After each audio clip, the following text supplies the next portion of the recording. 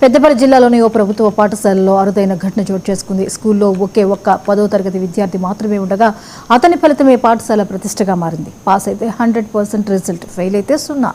ఈ సవాల్ను స్వీకరించిన ఉపాధ్యాయులు చివరకు విజయాన్ని అందుకున్నారు.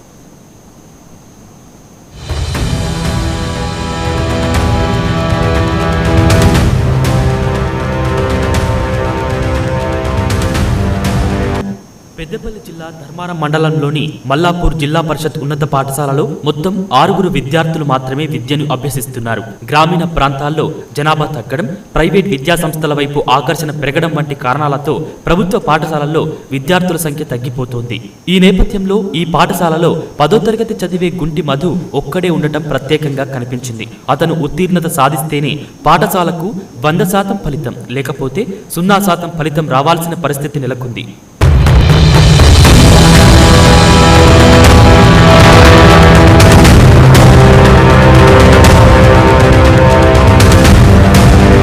ఈ పరిస్థితిని ఉపాధ్యాయులు సవాల్గా స్వీకరించారు. ఒక విద్యార్థి ఫలితమే పాఠశాల గౌరవాన్ని నిర్ణయించబోతుందని గ్రహించిన వారు మధుపై ప్రత్యేక శ్రద్ధ చూపించారు.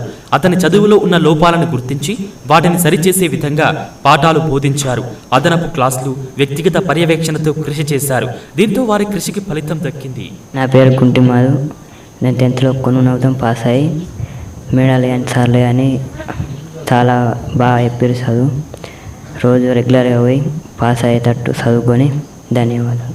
తాజాగా విడుదలైన 10వ తరగతి ఫలితాల్లో గుంటి మధు 429 మార్కులు సాధించి ఉత్తీర్ణుడయ్యాడు. అతని విజయంతో పాఠశాల 100% ఫలితాన్ని నమోదు చేసుకుంది. ఒక్క విద్యార్థితోనే పాఠశాల ప్రతిష్ట నిలబెట్టిన ఈ ఘటన ప్రభుత్వ పాఠశాలల్లో ఉపాధ్యాయుల అంకిత భావానికి నిదర్శనంగా నిలుస్తోందని స్థానికులు అంటున్నారు. నా పేరు గుంటి సంతోష్, మల్లాపూర్ గ్రామం, ధర్మారం మండలం, పెద్దపల్లి డిస్టిక్. మా ఊళ్ళో 10th వరకు స్కూల్ ఉంది. ఆ స్కూల్లో ఒకటే విద్యార్థి ఉన్నాడు. 2025-26లో ఉత్తీర్ణత సాధించాడు. ఇతడు పాస్ కావడం మా అందరికి గర్వకారణంగా ఉంది. మా స్కూల్ పేరు కానీ మా ఊరి పేరు కానీ 10 మందికి తెలిసి గర్వకారణంగా ఉంది. తెలవడం వల్ల ఇతడు ఒకడే స్కూల్లో ఉన్నాడని కాకుండా సమయానికి వచ్చి ఉపాధ్యాయులు కానీ ఉపాధ్యాయులు కానీ అందరూ వచ్చి ప్రతి ఒక్క సబ్జెక్ట్ గురించి అందరూ ఎక్స్ప్లెయిన్ చేయడం వల్ల తను ఉత్తీర్ణతకు సాధించడం జరిగింది. ఇతనికి ఉత్తీర్ణతకు కృషి చేసిన ఉపాధ్యాయులందరికీ ధన్యవాదాలు. ఈ ఘటన స్థానిక ప్రజల్లో కూడా చర్చనీయాంశంగా మారింది. ప్రభుత్వ పాఠశాలల్లో సరైన మార్గనిర్దేశం, ఉపాధ్యాయుల కృషి ఉంటే విద్యార్థులు మంచి ఫలితాలు సాధిస్తారని స్పష్టంగా తెలుస్తోంది. ఇది భవిష్యత్తులో మరిన్ని పాఠశాలలకు ఆదర్శంగా నిలిచే అవకాశం ఉంది.